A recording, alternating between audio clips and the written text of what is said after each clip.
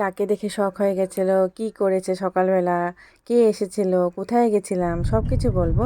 এগুলো দেখার জন্য কিন্তু আমার ভিডিওটা পুরো লাস্ট পর্যন্ত দেখতে হবে। যদি ভালো লাগে ভিডিওটা লাইক কমেন্ট আর শেয়ারও করবে।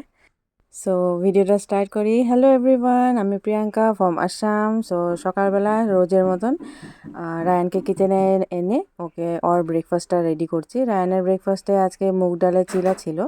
সো রায়ানকে সব কিছুই নতুন নতুন ট্রাই করাতে থাকি যাতে ও সব কিছুরই টেস্ট বুঝতে পারে। তো রায়ানকে এখন আমি নিজে থেকেই ওকে খেতে বলি। ও যতটুকু ওর ইচ্ছা করে ও ওইভাবেই খায়, আমি ওকে জোরাজুরি করি না। ও ওইখানে খেতে খেতে আমি আমার ব্রেকফাস্টের প্রিপারেশনটা করছি। আজকে ফ্রোজেন পনির এনেছিলাম, তো ওই পনিরটা আজকে রান্না করব। তো ব্রেকফাস্টে আমাদের ছিল মটর ঘুগনি আর লুচি করেছিলাম, যেহেতু আজকে স্পেশাল গেস্ট আসার কথা। কে এসছে পরে দেখাবো। লাঞ্চের প্রিপারেশনও হয়ে গেছে, সব কিছু করে ফেলেছি, পনির তরকারিটা হচ্ছে। তো ড্রাগন ফ্রুট এনেছিলাম রায়ানের জন্য, তো রায়ানকে কেটে দিলাম। রায়ান এখন সব কিছু নতুন নতুন জিনিস ট্রাই করছে, তো ড্রাগন ফ্রুটও খেতে দিলাম। তো ড্রাগন ফ্রুট খেতে খেতে হঠাৎ দেখলো গেস্ট এসে পড়লো। রায়ান একদম শকড, দাদা আর দিদাকে দেখে। মামাকে দেখে এক্সাইটেড, দিদাকে দেখে তো আর পারলো না, সীতা কোলে উঠে একদম ঘুমিয়ে পড়েছে।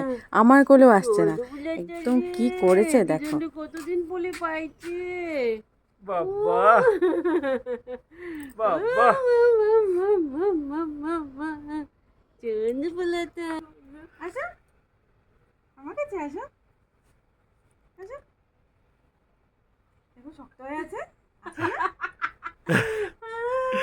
আজকে নিরামিষ ছিল, তাই প্লেন রাইস, বাঁধাকপির তরকারি, মিক্স ভেজ, পনির আলুর তরকারি আর ডাল করেছিলাম।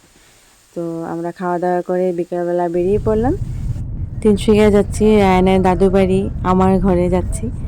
তো রায়ান একদম দেখো দিদার কোলে একদম সুন্দর চুপচাপ বসে আছে।